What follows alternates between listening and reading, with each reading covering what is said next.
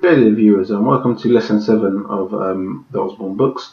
We're today going to be going through CPD, Continuous Professional Development and Training. So, what is CPD?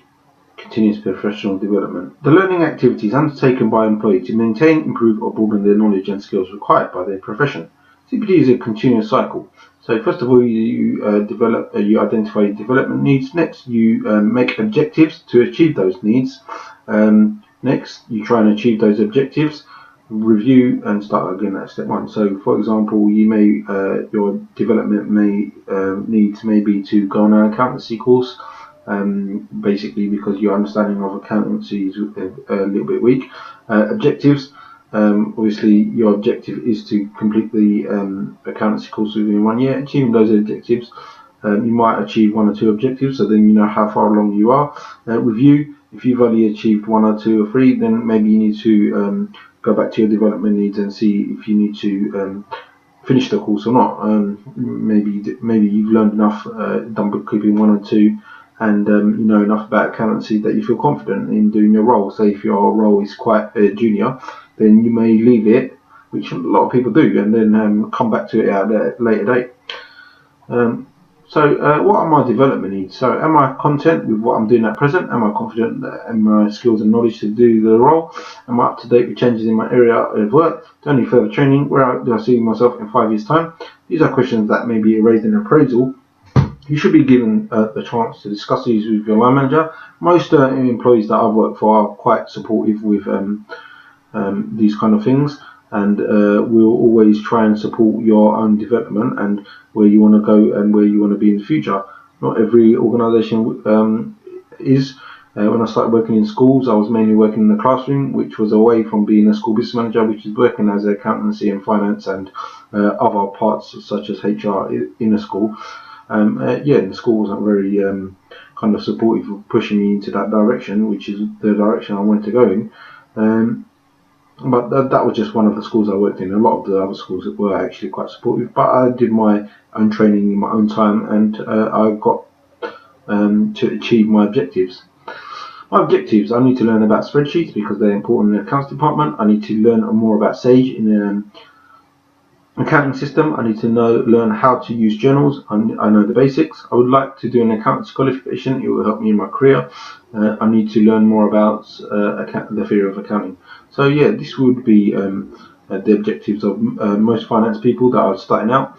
It was certainly most of these were my objectives when I started out, and they would all be good objectives to achieve if you wanted to become an accountant or a finance manager or a school business manager or something similar to that.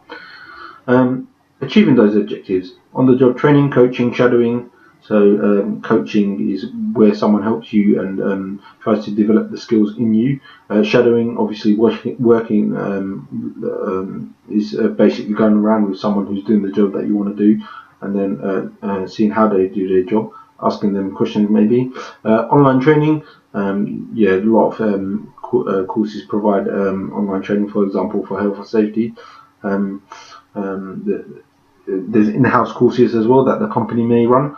Technical updates using the helpline for a new software version. Often when software is updated or anything like that and you need help, you can phone up a helpline. Tax application updates. There's helplines for that. External training, e.g. Open Free Tuition, AAT, CIMA, BPP, Excel, health and safety, internet research. You can look for updates. These are all ways of achieving new accountancy knowledge and health and safety or whatever it is you need for your workplace. So objectives should be SMART. So SMART is an acronym, and so specific, S stands for specific, which is well defined and clear. M is for measurable. Should you should be able to tell how well you are doing. Achievable, so your whatever your objective is should be achievable. It should be realistic and time bound. So you should give a definite time limit. So by the next year, I'm going to get a job in finance. Is this SMART? Well, it seems achievable, it seems realistic. You can measure it. If you've got a job in finance, then you know you've achieved it. Specific. Yeah, it seems quite specific. A job in finance. Actually, it's quite general, but it seems specific enough that you can measure it. Time bound next year. Well, that is a time period. So yeah, overall, I would say that this is a smart objective. CPD, continuous professional development record. Assess. So the employee's training needs. Plan activities, e.g. Go on a course, e.g. shadow someone, e.g. Whatever, do an online course. Action, progress. So has there been progress? Evaluate. So has the course met the objectives of the training needs? Is there any more further development, etc., etc. So thank you for listening. This has been CPD and Training. I'll see you in the next lesson.